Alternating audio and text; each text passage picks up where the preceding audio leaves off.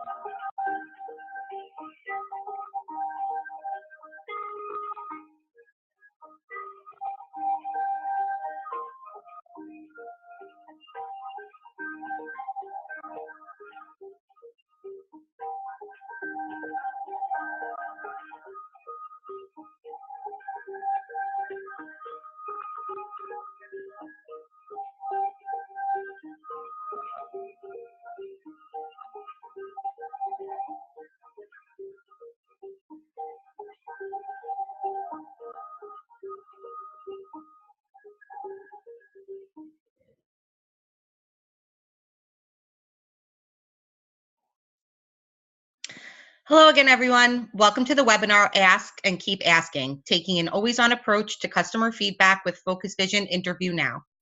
Some logistical notes before we get started. You will see 2 different ways to communicate with us throughout the webinar, the chat box and the Q&A box. Please use the chat box for all technical issues and the Q&A box for any questions related to the content of the webinar. With that, I'd like to introduce Zoe Dowling, our SVP of Research here at FocusVision. You may recognize her from some of our other webinars we have done in the past. Zoe uses her extensive research expertise to help clients best apply FocusVision's technological solutions. At this time, Zoe is going to turn off her camera and dive into the presentation. Take it away, Zoe. Thank you very much. Thanks, Rachel. And thank you, everybody, for joining us today and spending the next 30 or so minutes with us. So I'm going to start by posing a question. How well do you know your customers? I'm going to follow this up with another. How well do you really know your customers? Because you see, oftentimes we think we know. Let's face it, we're customers too. We go to the grocery store, we ride buses, drive cars, fly in planes, buy clothes, accessories, shoes. We do our laundry, make dinner. And we are also business professionals. Many of us on the line here today are researchers. And so we have an understanding of this world. So sometimes we forget to ask why. It might not seem necessary. It might feel too obvious. For example, in our world, I might think it's very obvious that the biggest barrier to insights is budget or time. And therefore, I might not want to trouble you by asking what your pain points are. And as such, we may miss out on learning the nuance of your world. So it's important to ask and bridge the gap between what we think we know and what we really know. And when it comes to understanding our customers, I think that there's 3 things that we need to do. Firstly, we need to connect, engage, and discover with them and about them. Secondly, we need to do this in the best possible way. And that's from a sort of a research and methodological point of view, both in the decision and approach that we take, but also the tools that we use. And then thirdly, we need to iterate. We need to keep asking, keep connecting, engaging, and discovering with them. And that's what we're going to hear over the course of this webinar, over the next 30 minutes or so. So moving into the first area, I'm not going to spend too long on this aspect. I think the need to understand people is fairly self-explanatory, certainly for yourself. We've already covered the need to challenge our assumptions.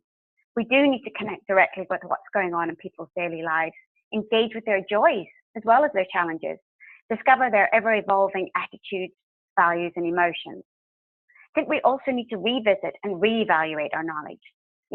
It sounds very cliched, but in today's world, everything changes quickly. Technology and culture shift so fast that it has a notable impact on people's lives in quite a short period of time. And if we think back to our own world of insights, I think this is something we can all attest to, how much changed in the past few years, how much change we know that is coming ahead. Now, in this connecting, engaging, and discovering with people, there's fortunately a lot of ways we can do this, and I have absolutely no need to tell you about all of these lovely options on the screen, as you will be very familiar with them. There is one that I would like to highlight, and that's webcam interviewing. And that can be either focus groups, online focus groups, or in-depth interviewing one-to-one. And I'm calling this out for two reasons. As you may have seen in the video at the start of the session, we've recently released a new solution called InterVu Now, the complement to our full interview version.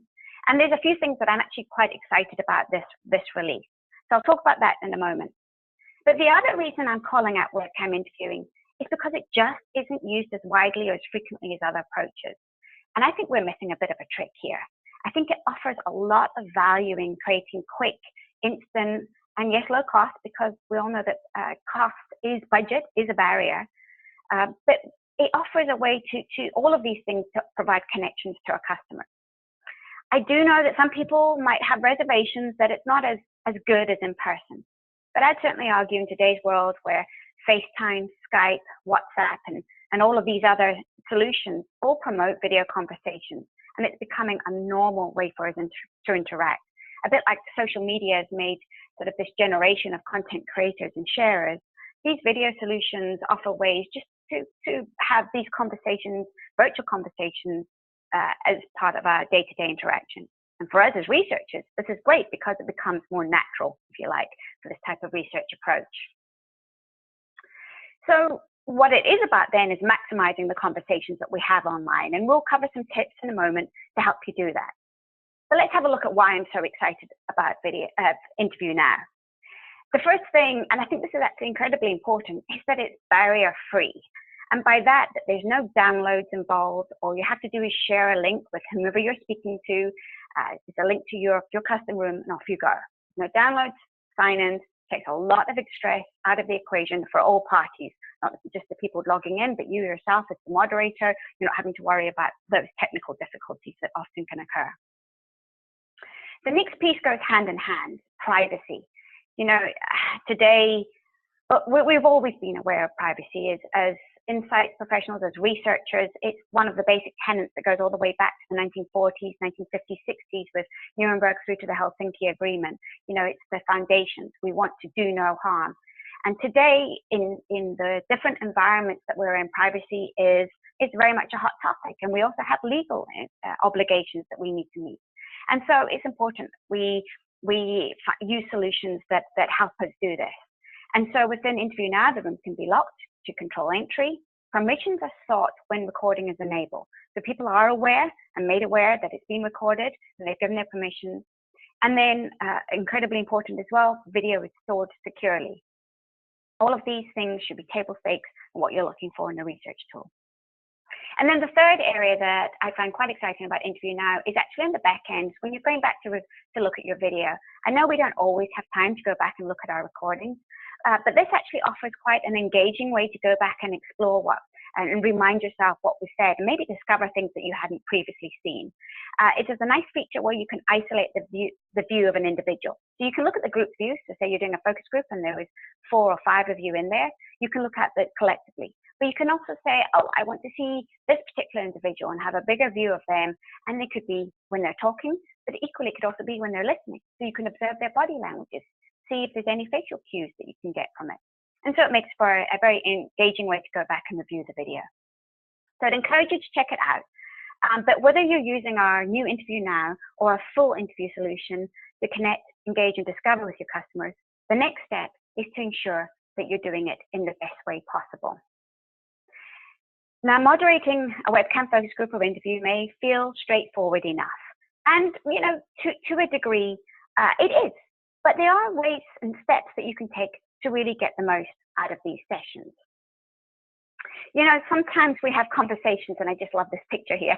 They'll go a bit like this. We're trying to engage and interact, but perhaps it's not working so well, and we're the ones doing a lot of the talking. What we really want to achieve is more like this, these intimate conversations where we really truly connect with one another. And I'm thinking about this in terms of reflexivity, that of being a moderator and understanding the impact that I'm having in the conversation, what I'm bringing to it, my views, my perceptions, but equally thinking about how, and when it's appropriate to do so, to share with the people that I'm communicating with, to enhance the conversation, to really build that trust and connect. So with that in mind, here's 10 tips to think about when you're running your virtual focus group or interview.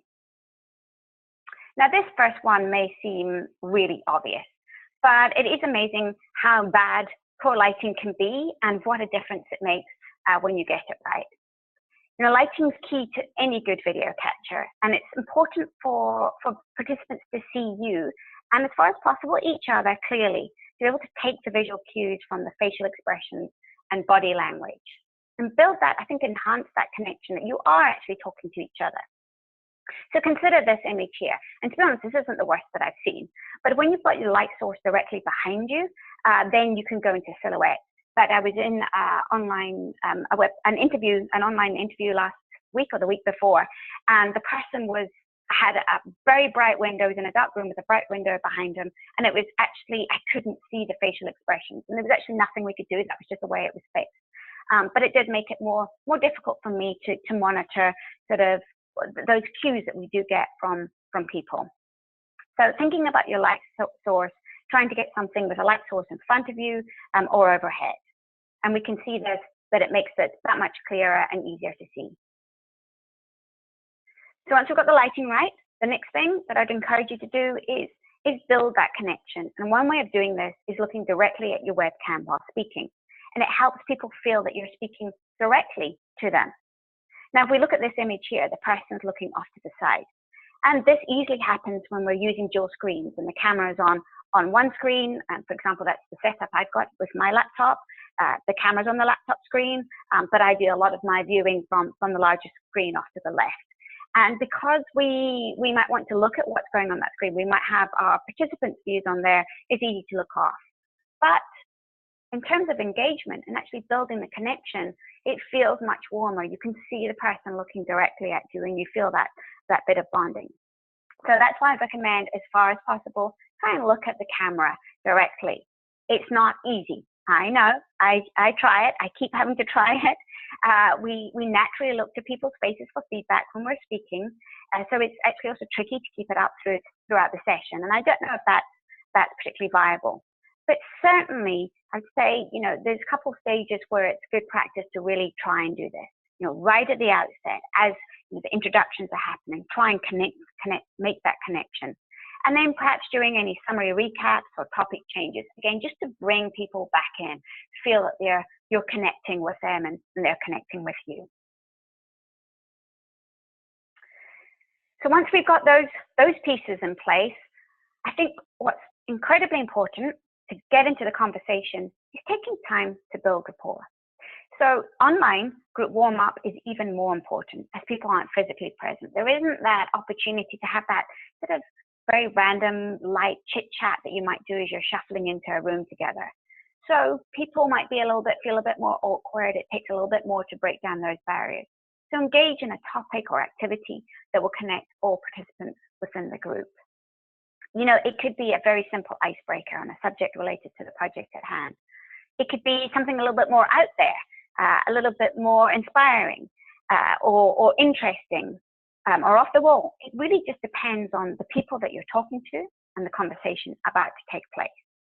I will urge you that no matter how short your time is, even in a 15-minute interview, and webcam interviewing is fantastic for just having these quick check-in kind of conversations, do take the time to build some rapport.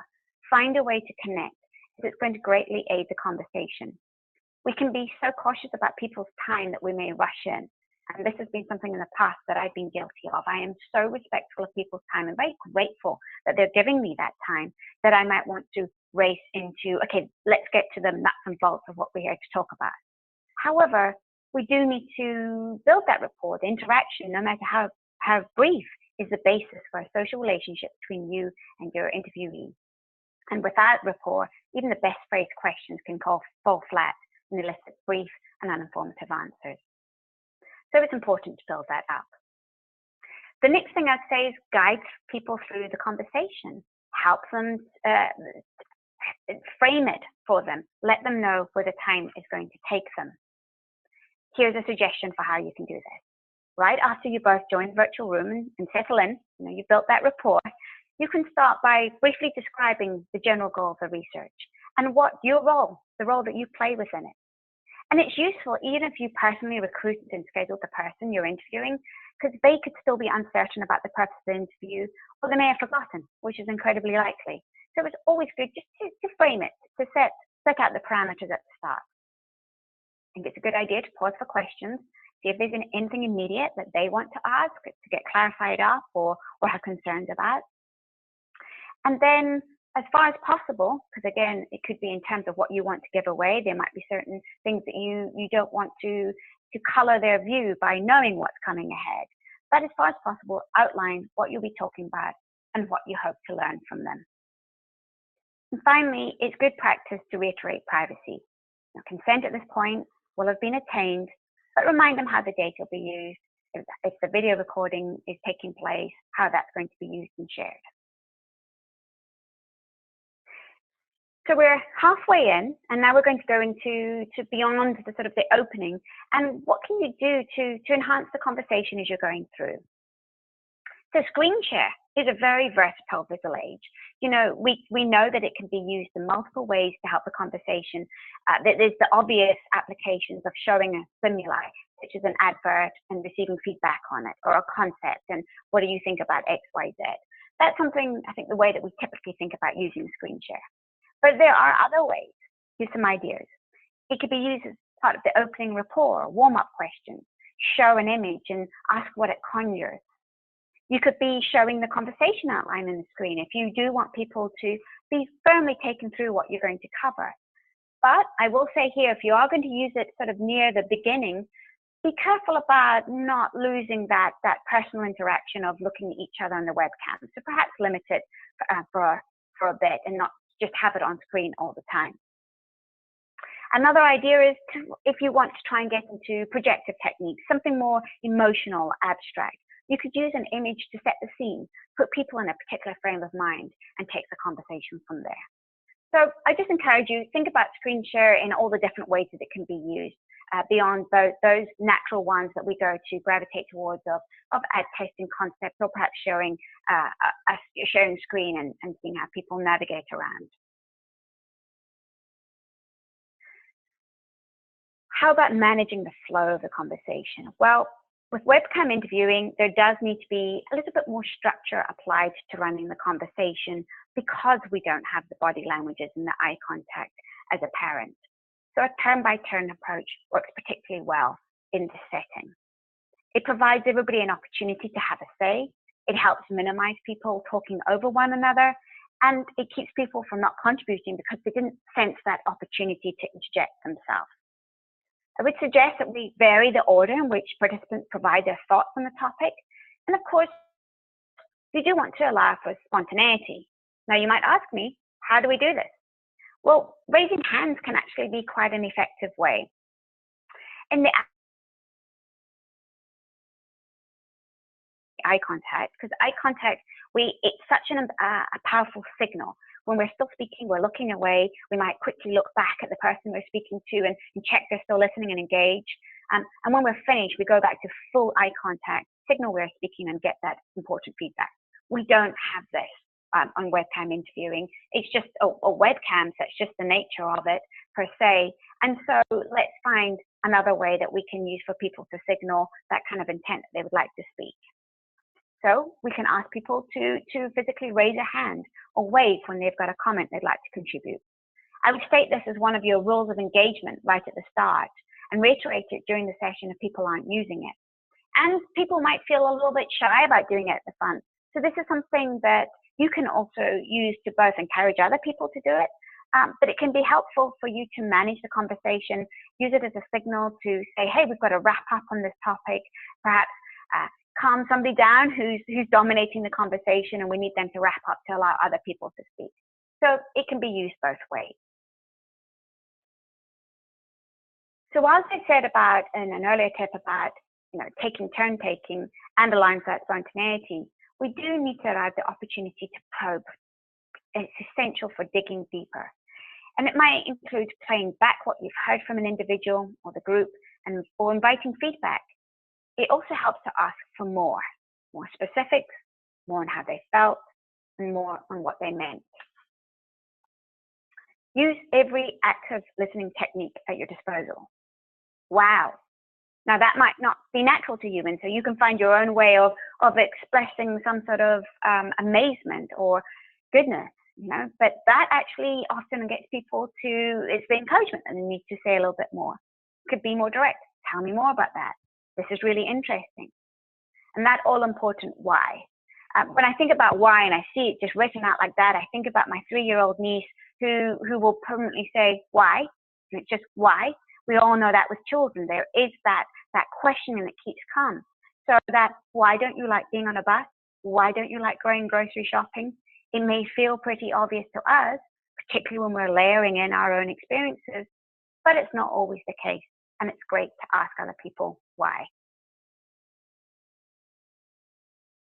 Tip 9, don't be afraid of silence. There is no need to fill every moment. Give participants and yourself a moment to reflect, pause for any additional thought, or it can be useful to transition from one topic to the next, a sort of palate cleanser, as you will. But again, we don't need to fill every single moment with conversation. And finally, one more thing. Always offer an opportunity for others to add comments once everybody else has had their say. Again, people have had time to digest and may have something to build on what's been discussed. And so it's good to kind of say, before we move on, is there anything else that you've thought of that we've not covered? Is there anything else you'd like to share? Even if you aren't sure it's relevant. And at that point, I would really press on, encourage people to just what comes to mind. Sometimes maybe they just need to get it out and they can move on, and so they can remain engaged in the conversation. And maybe it's not relevant. At other times, that could be the gem you're after. So it's always very important, even if you're not sure it's relevant, hey, just put it out there. There's no right or wrong here. Again, those are the types of things you'd say right at the outset with your rules of engagement. So we've covered that it's important to connect, engage, and discover. And that we want to do it in the best possible ways. For example, in webcam interviewing, applying those 10 tips. Now I want to leave you with the final part, and that's this whole idea of iterating. Now, iterative design is best known in the product world, where the most innovative R&D departments and developers create prototypes of their offering, put them out for user testing, adjust based on the results, and retest, and you get the idea. It's an iterative process. It's repeated. So just as product development can be enhanced with iterative feedback, your customer understanding can grow through continual dialogue. Your business questions can be refined. Your knowledge of your customer will be deepened as you go through those rounds of feedback. But what do I mean by an iterative approach? Well, I think that there's a few elements within it. First and foremost, I think it's a change, a shift in mindset from seeing research studies as independent entities rather than a continuation of knowledge building.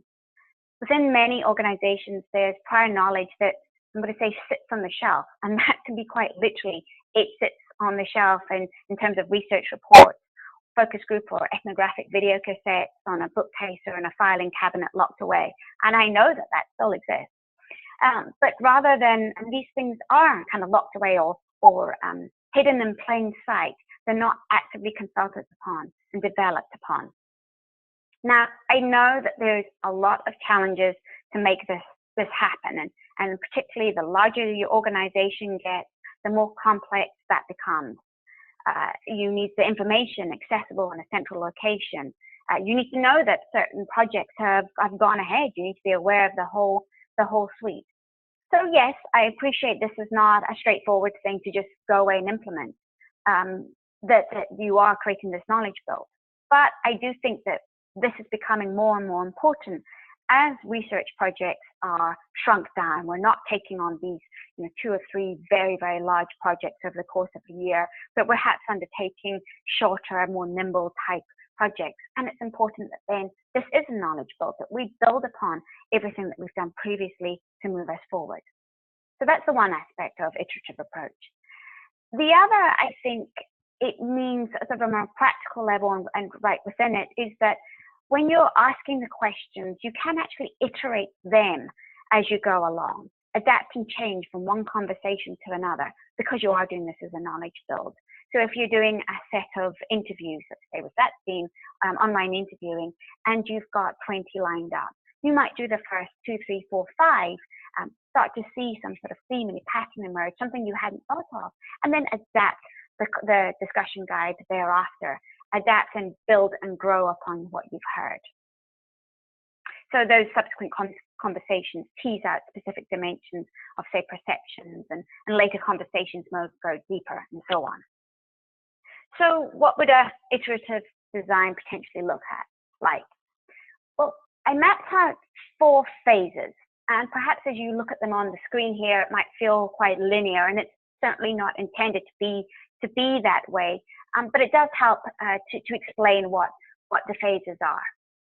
So let's start with the foundation. This is understanding the landscape. This could be within your brand, or particularly within a specific product even. It can be the cases where we want to go into the category and going deeper.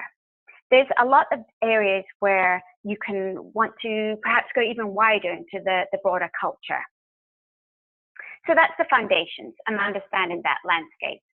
The next piece is thinking about when you might want to go deeper, to delve into particular areas, explore concepts, understandings, and values. And this is where we might want to potentially use a lot of qualitative research, using those webcam interviews, using online discussions, but you can also do this within a survey as well. You then might naturally go into the evaluation phase to test ideas or assumptions. But at other times, this could be evaluating decisions actually already made. Equally, this is where I'm going to say, hey, we're not being quite so linear. After the evaluations, you might want to go back to dig deeper and revisit some of the original understanding. The final phase, or something that we keep coming back to, is the challenge, to revisit our original understandings, to check that they're still valid or whether they need to be built upon. So as I said, this is not intended to be linear. This is something as a feedback loop that we continually go around, and we might bounce between one phase and the other to create this continuous feedback loop. It can be valuable to the business in all sorts of areas. Unsurprisingly, given that iterative feedback loops were born in the product area, it's very valid within there. How's a particular feature being used? We might look at it within innovation. If you're setting out a new direction, if you're needing to find a new direction, looking for that large white space, or perhaps just looking for the best areas of incremental innovations, we can do those, use this in this process, if you like, in this way.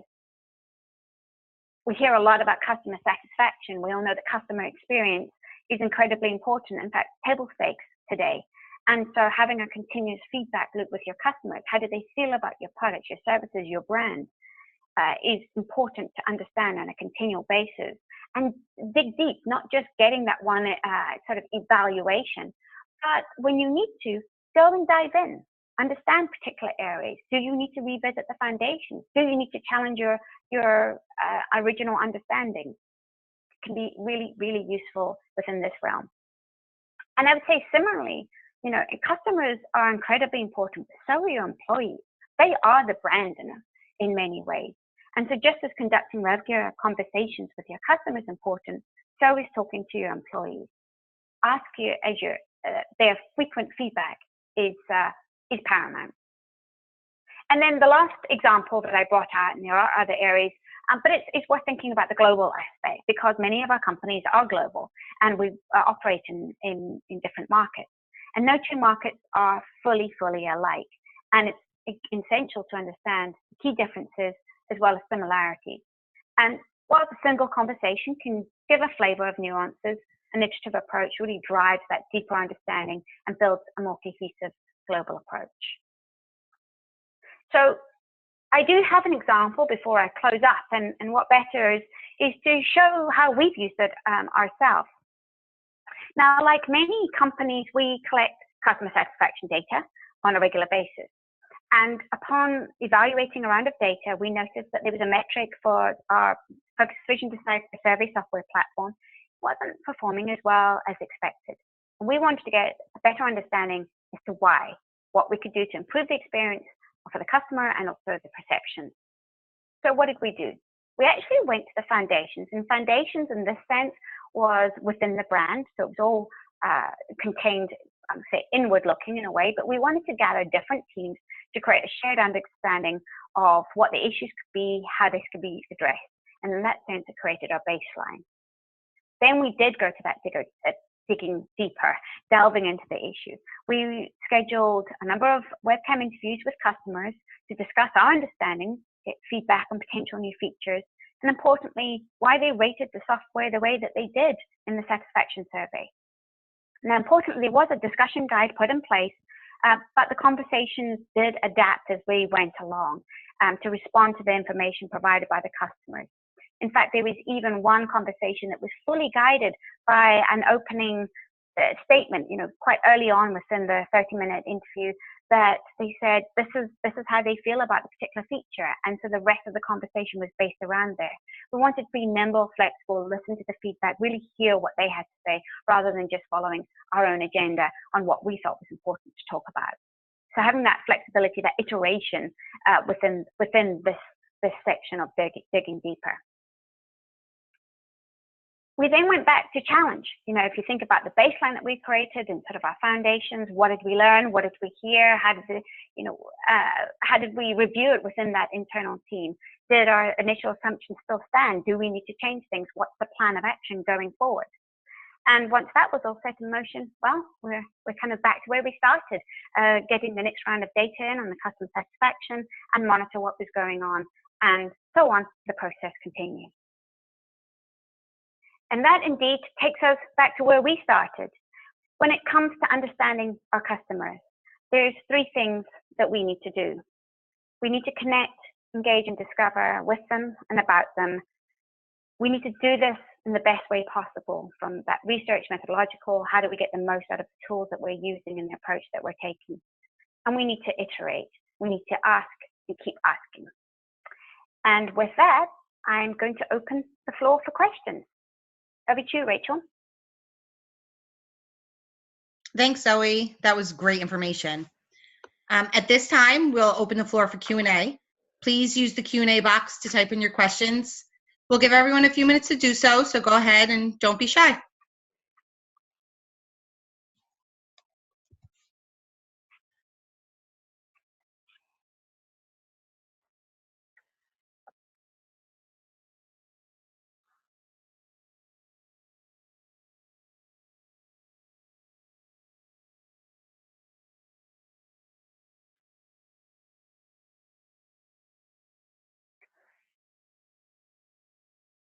I think I'm seeing some coming in here, Rachel. Yep, looks like we have a few. Let's get started, Zoe. All right. So, how many respondents do you recommend for an online focus group? Yeah, that's a great question. My experience is that really you want to limit it between 3 and 5. 5 is still quite a lot to go around. Any more, I think you're really going to struggle with the time, having good engagement, keeping everybody moving, engaged throughout the whole conversation. So I would recommend between 3 and 5 as the sweet spot. But it also depends on your conversation that you're having, the topics that you're going to be covering, is it a sensitive topic? Is it something that people are going to have a lot to say on that you think? And what kind of activities are you going to have during the session? So are you using that screen share to get people to respond, to think of things? So just consider what you're looking to cover. But as a rule of thumb, I would limit it between 3 and 5. Great, that's good to know. Thank you so much. We have another one. What's the difference between iterative and agile research?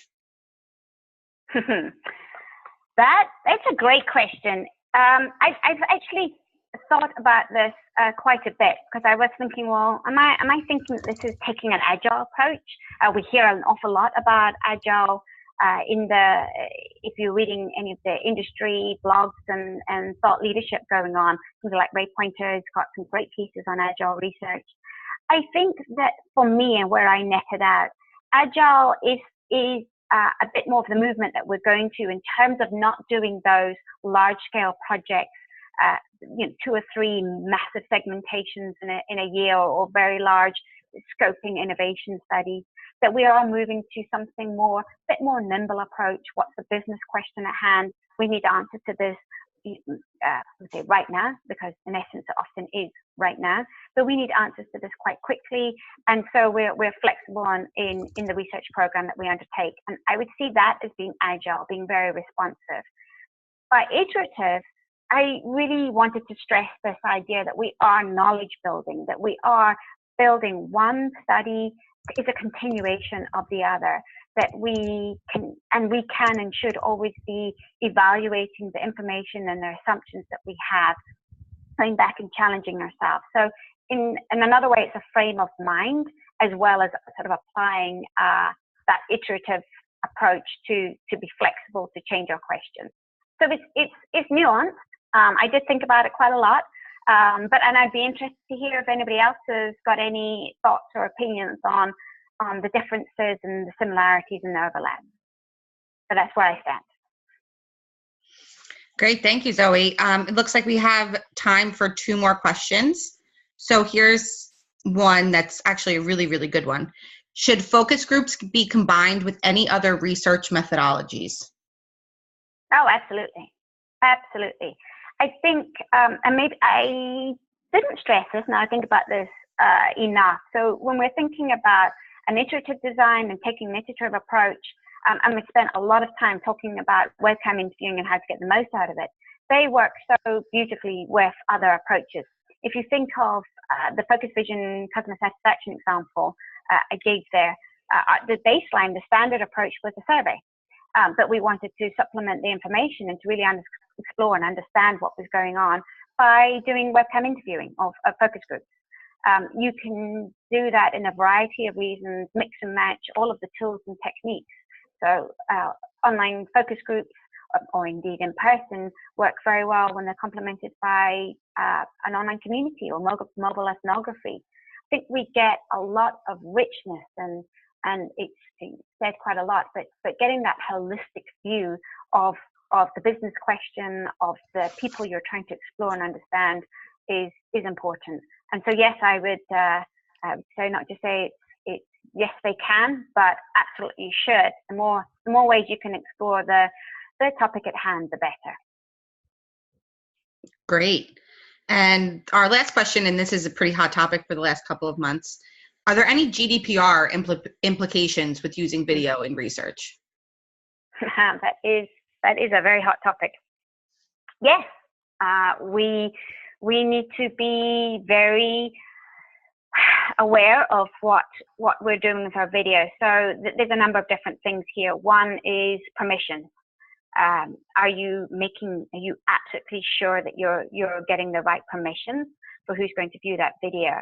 There's other questions around, even when we're doing online focus groups or even in-person focus groups, for an end client, the person commissioning the research, to view that video, to view the recording, to even view the live session, they will have to be named and revealed to the participants. So there is implications there as to, do they want to do that, or do they want to be using a third-party agency so the research can be conducted anonymously? Then you're going into other areas around how the video is stored, the right to be forgotten, so that with being removed from the research project at any time. So that's why your storage of the video is incredibly important. You can have all of that audit trail. It sounds like a lot. It's really, it's very doable with those systems in place, using solutions and platforms like what we have at FocusVision, using our video insight solutions to host and manage and know exactly where all your video data is. We have features within all of the platforms in live video, but also within Revelation, for example, that help with GDPR and flagging any privacy concerns. Using these tools is going to help you get there. And I will say for more actually on GDPR and what we at FocusVision offer, we do have a resource page available on the website. So I'd encourage you to go there and take a look. Far more detailed information than what I've provided here. Great, thank you, Zoe. That was a great presentation and some really good answers to some really good questions. It looks like we've reached the end of our time together. I just want to thank everybody for joining us for our webinar, Ask and Keep Asking, taking an always-on approach to customer feedback with FocusVision InterVu Now. If you'd like to learn more about this product, I posted a link in the chat box over on the right to our InterVu Now product page, so you can take a few minutes to visit that and learn a little bit more. If there were any questions that did not get answered today, we'll follow up very shortly, or you can contact Zoe at the email address on this slide. We hope to see you at future webinars. Thanks so much.